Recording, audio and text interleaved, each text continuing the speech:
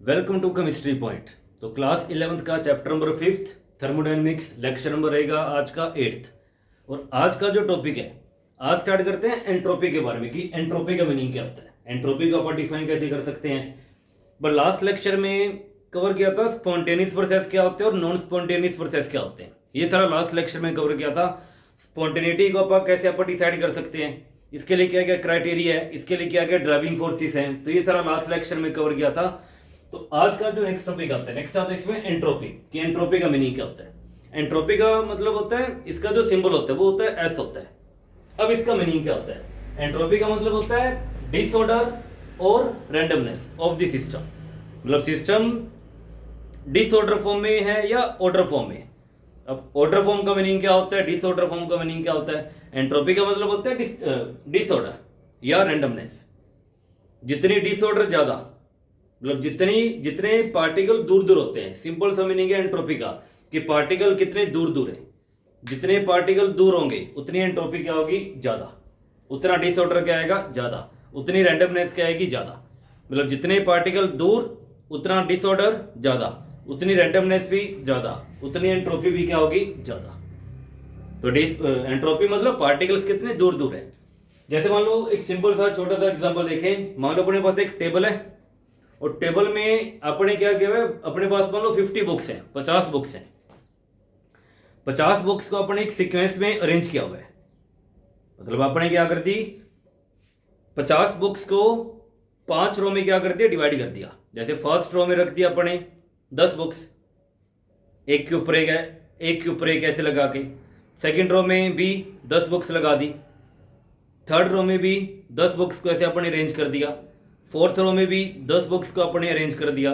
और जो फिफ्थ रो है उसमें भी अपने 10 बुक्स को क्या कर दिया, एक के ऊपर एक कैसे अरेंज कर दिया।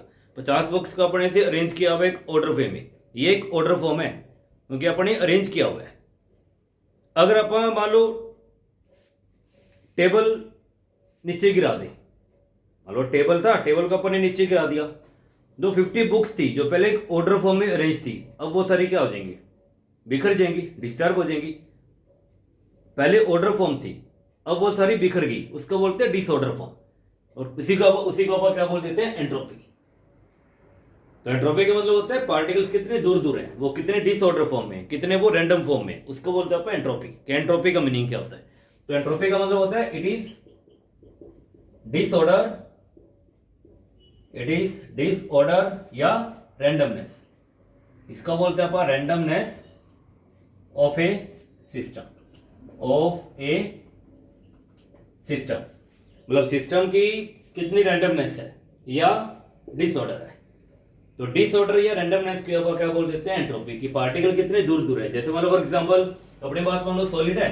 सॉलिड में क्या होता है कि एक पार्टिकल दूसरे पार्टिकल को आपस में क्या करता है, टच करता है। ये तो सॉलिड फॉर्म है सब्सटेंस की, ये अपने मान ली सॉलिड फॉर्म में। और सॉलिड फॉर्म में क्या होता है कि एक पार्टिकल दूसरे पार्टिकल को आपस में क्या करता है, टच करता है। ये सॉलिड फॉर्म में, ये एक ऑर्डर फॉर्म में अटैच है।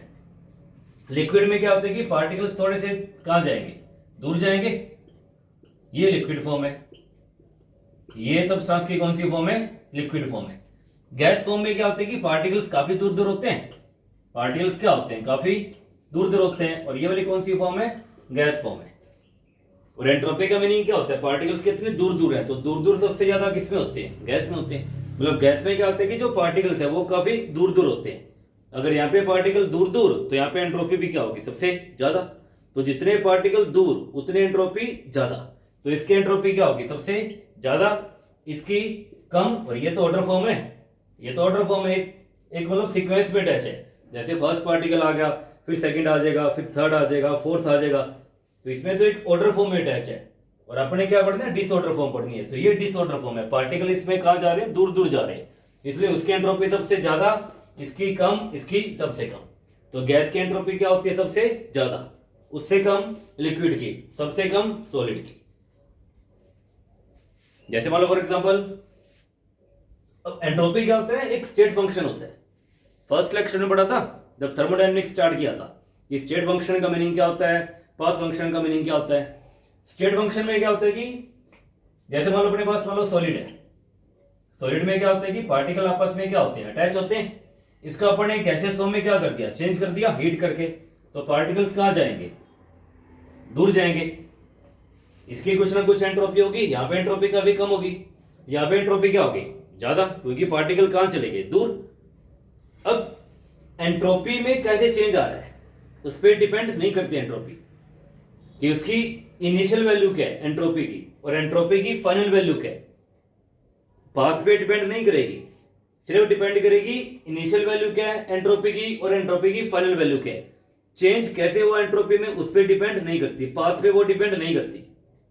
अपन इसको हीट करके ऐसे चेंज किया है, या किसी और मेथड से अपन इसको ऐसे चेंज किया है, पाथ पे डिपेंड नहीं करती। सिस्टम की इनिशियल एंट्रोपी कितनी है और सिस्टम की फाइनल एंट्रोपी कितनी आ रही है। चेंज जैसे मर्जी हो एंट्रोपी में, चेंज मतलब पाथ पे वो डिपेंड नहीं करेगी, उसकी इनिशियल वैल्यू क्या है एंट्रोपी की, और एंट्रोपी की फाइनल वैल्यू क्या है उस पर डिपेंड करती है। उसको बोलते हैं आप, इसलिए आप इसको बोलते हैं स्टेट फंक्शन। तो एंट्रोपी क्या होता है, एक स्टेट फंक्शन होता है, मतलब ये पाथ पे डिपेंड नहीं करता। तो ये क्या होता है, स्टेट फंक्शन होता है। तो ये क्या होता है, स्टेट फंक्शन होता है, मतलब ये पाथ पे डिपेंड नहीं करता।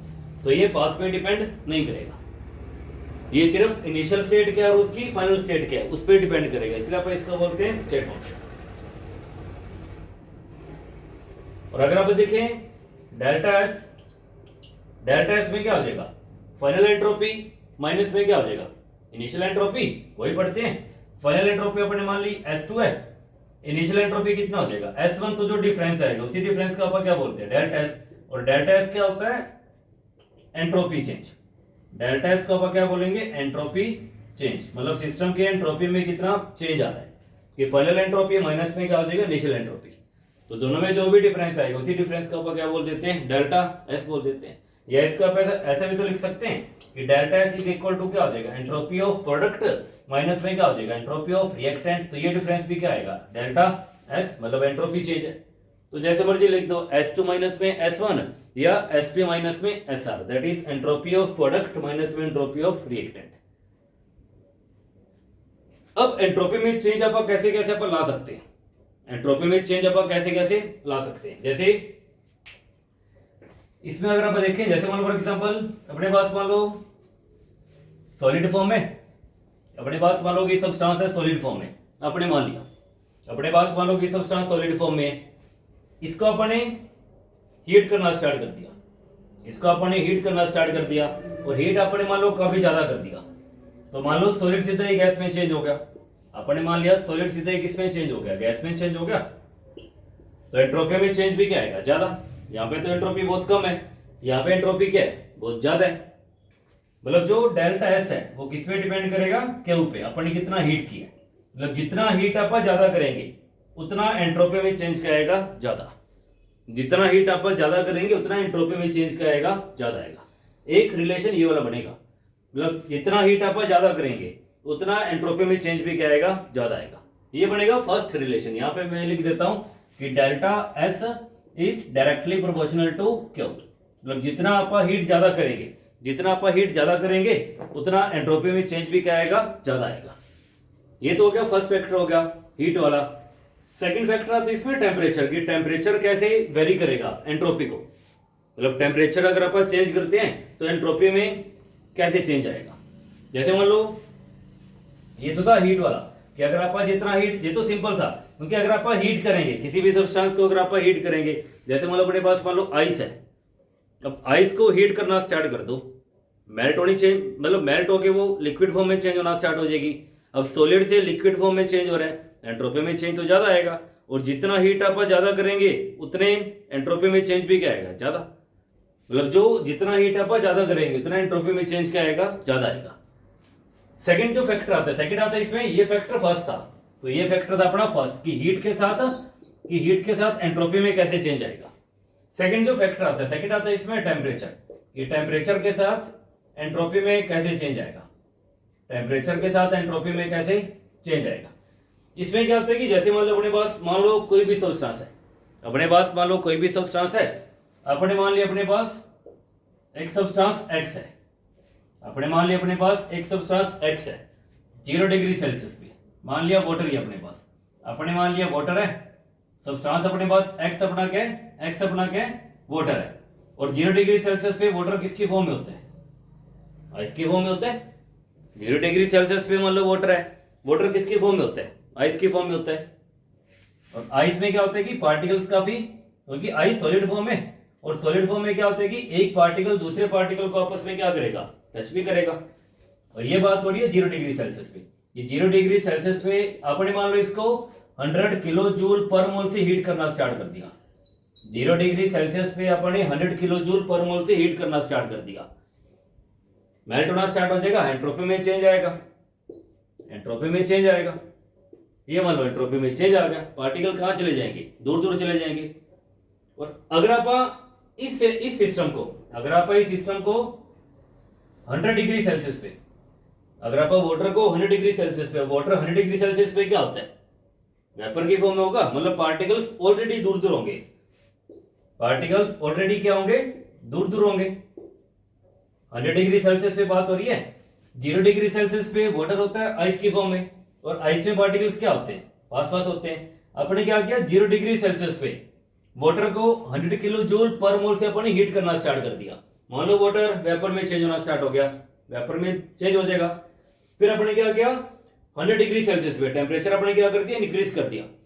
फिर अपने क्या किया? 100 डिग्री सेल्सियस पे वाटर कौन सी फॉर्म में होता है?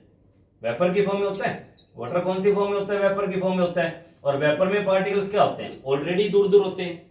अगर आप 100 डिग्री सेल्सियस पे 100 किलो जूल पर मोल से हीट करते हैं, अगर आप 100 डिग्री सेल्सियस पे वेपर्स को 100 किलो जूल पर मोल से हीट करते हैं, तो पार्टिकल इसमें चेक करना ऑलरेडी दूर दूर हैं।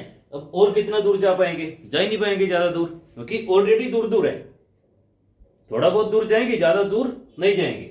मतलब रैंडमनेस इंक्रीज तो होगी, बट स्लाइटली इंक्रीज होगी, ज्यादा इंक्रीज नहीं होगी, क्योंकि ऑलरेडी ये वेपर की फॉर्म में है। कि अगर आप वाटर को 100 डिग्री सेल्सियस पे 100 किलो जूल पर मोल से हीट करते हैं, अब यहां पे चेक करना, वाटर वेपर की फॉर्म में, पार्टिकल्स ऑलरेडी दूर दूर है, पार्टिकल्स ऑलरेडी दूर दूर है।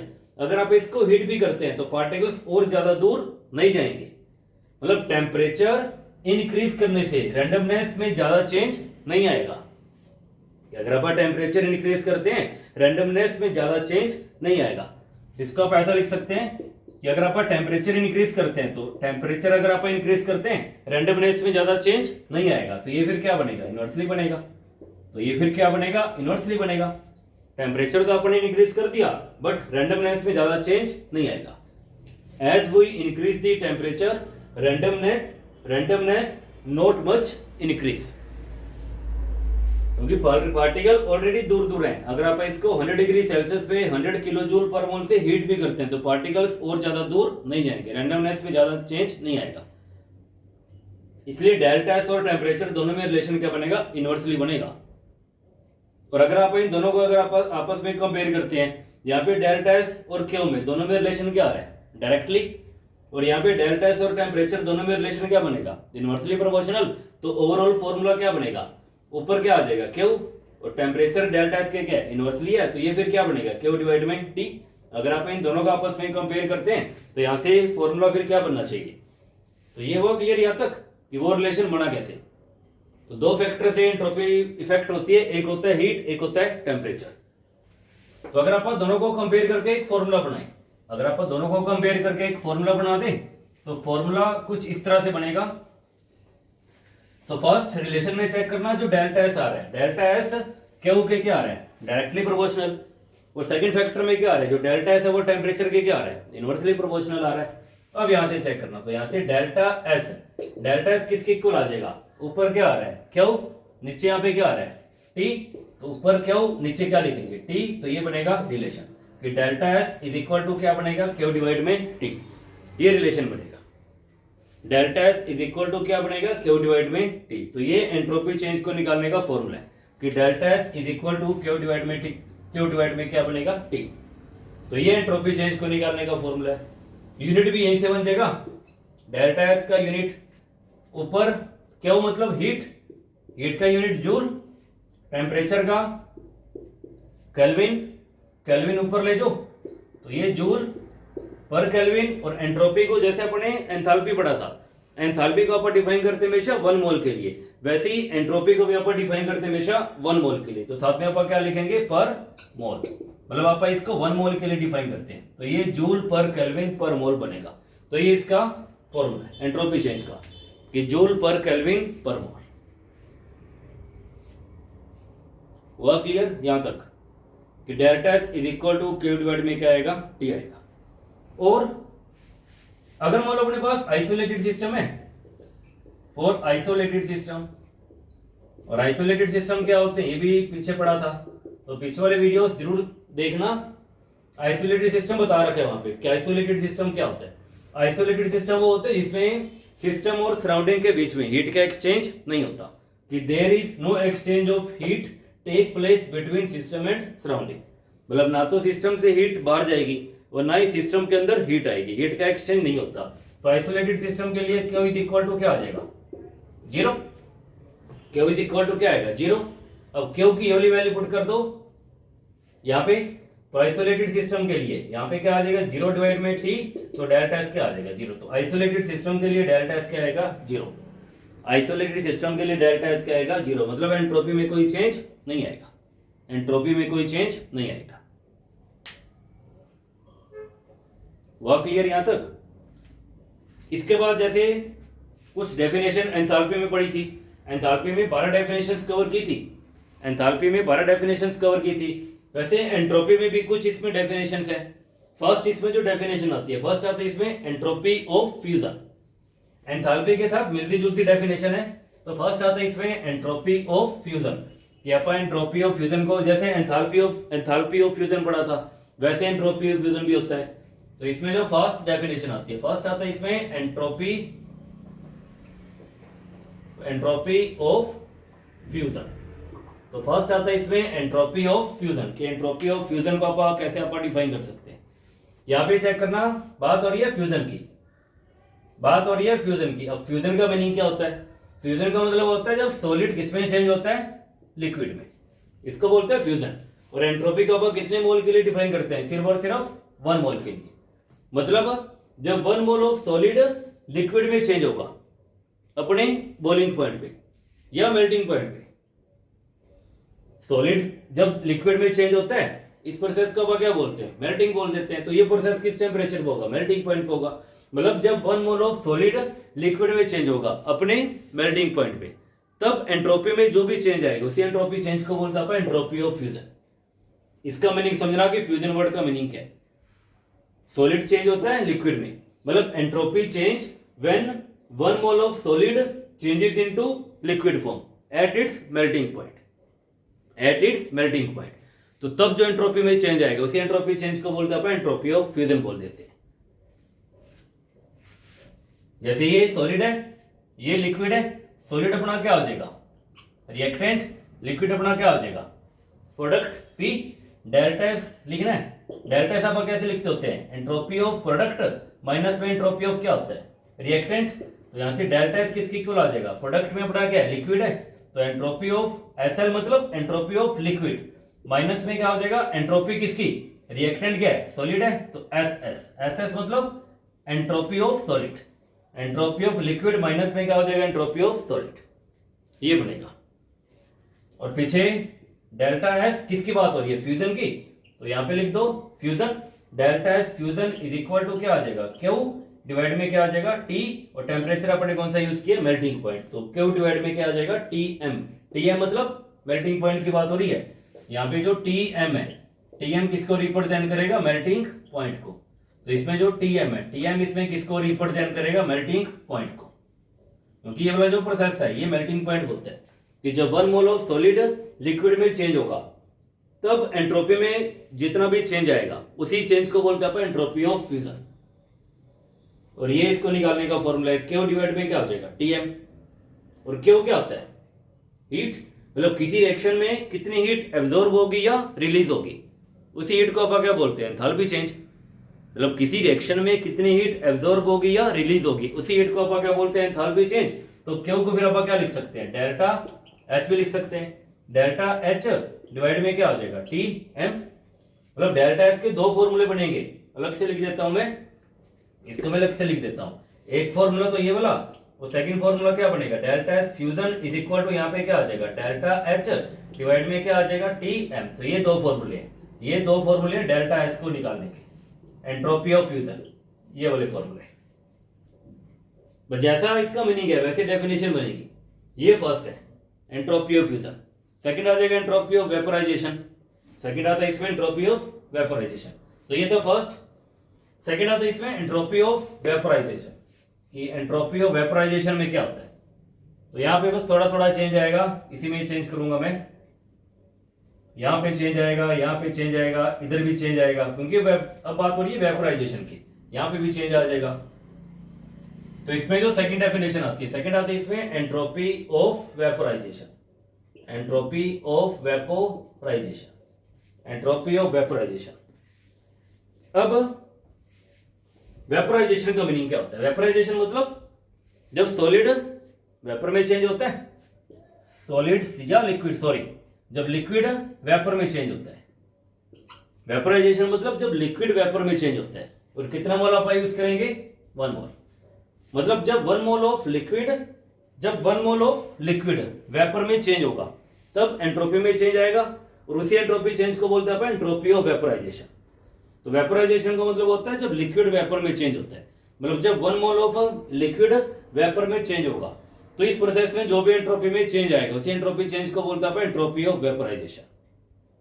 ये इसकी डेफिनेशन है कि entropy change when 1 mole of liquid changes into vapour form at its boiling point. क्योंकि ये वाला जो प्रोसेस है, क्योंकि ये वाला जो प्रोसेस है ये होता है बॉइलिंग पॉइंट पे, ये वाला जो प्रोसेस है ये होता है बॉइलिंग पॉइंट पे, कि जब 1 मोल ऑफ लिक्विड वेपर में चेंज होगा अपने बॉइलिंग पॉइंट पे, तब एंट्रोपी में जितना भी चेंज आएगा, जो भी चेंज आएगा उसी चेंज को बोलते हैं एंट्रोपी ऑफ वेपोराइजेशन। ये तो इसकी डेफिनेशन है। फॉर्मूला सेम रहेगा, एंट्रोपी ऑफ प्रोडक्ट माइनस में क्या हो जाएगा, रिएक्टेंट। तो ये अपना रिएक्टेंट है और ये फिर क्या है अपना वेपर, अपने क्या है प्रोडक्ट है। तो प्रोडक्ट में अपने पास क्या आ रहा है, वेपर। तो एंट्रोपी अपन किसकी यूज करेंगे, वेपर की। माइनस में एंट्रोपी ऑफ रिएक्टेंट, रिएक्टेंट में कौन सा आ रहा है, सॉलिड आ रहा है, एंट्रोपी ऑफ लिक्विड। रिएक्टेंट में सॉरी क्या आ रहा है, लिक्विड आ रहा है, एंट्रोपी ऑफ क्या हो जाएगा, लिक्विड हो जाएगा। वही सेम यहां पे लिख दो, वेपोराइजेशन, और ये प्रोसेस होता है बॉइलिंग पॉइंट पे, टीबी लिख दिया। तो इसमें जो टीबी है, टीबी इसमें क्या रिप्रेजेंट करेगा, बॉइलिंग पॉइंट। तो टीबी इसमें क्या रिप्रेजेंट करेगा, बॉइलिंग पॉइंट। तो ये टीबी है, टीबी मतलब बॉइलिंग पॉइंट की बात हो रही है, यहां पे बात हो रही है बॉइलिंग पॉइंट की। फिर से वही आ जाएगा, क्यू को अपन क्या लिख सकते हैं, डेल्टा एच, यहाँ पे बी आ जाएगा, इधर क्या आ जाएगा, वेपोराइजेशन। तो ये डेल्टा एस को निकालने के फॉर्मूले। तो ये entropy of vaporisation, entropy of vaporisation का मीनिंग क्या है, वह क्लियर। ये सेकंड डेफिनेशन। इसी में थर्ड बन जाएगी entropy of sublimation. Third definition क्या आ जाएगी, एंट्रोपी ऑफ सब्लिमेशन। तो थर्ड आता है इसमें एंट्रोपी ऑफ सब्लिमेशन। क्या पास सब्लिमेशन को आप कैसे आप डिफाइन कर सकते हैं, एंट्रोपी ऑफ सब्लिमेशन। अब सब्लिमेशन में क्या होता है, थोड़ा सा चेंज आएगा। वेपोराइजेशन हटा दो, बी हटा दिया, बी हटा दिया, वेपोराइजेशन हटा दिया, ओके। अब सब्लिमेशन की बात हो रही है, तो यहां लिखेंगे आप क्यों। थर्ड इसमें जो डेफिनेशन आती है, थर्ड आती है इसमें entropy of sublimation, entropy of sublimation. Sublimation का मतलब होता है जब सॉलिड सीधा ही वेपर में चेंज हो जाए, जैसे आयोडीन है, नेफ्थलीन है, अमोनियम क्लोराइड है, ये सब्सटेंस इस टाइप का बिहेवियर शो करते हैं। ये सॉलिड फॉर्म में होते हैं, अगर आप इनको हीट करते हैं वो सीधा ही वेपर फॉर्म में चेंज होते हैं, लिक्विड में चेंज ही नहीं होते। इसको बोलते हैं सब्लिमेशन। मतलब जब सॉलिड सीधा ही वेपर में चेंज हो जाए without change into liquid state, liquid form में वो चेंज ही नहीं होते। मतलब जब 1 मोल ऑफ सॉलिड सीधा किसमें चेंज होगा, वेपर फॉर्म में। जब 1 मोल ऑफ सॉलिड सीधा ही वेपर फॉर्म में चेंज होगा उसको बोलते हैं अपन सब्लिमेशन। मतलब जब 1 मोल ऑफ सॉलिड वेपर में चेंज होगा सीधा ही, तब एंट्रोपी में जितना भी चेंज आएगा उसी एंट्रोपी चेंज को बोलते हैं एंट्रोपी ऑफ सब्लिमेशन।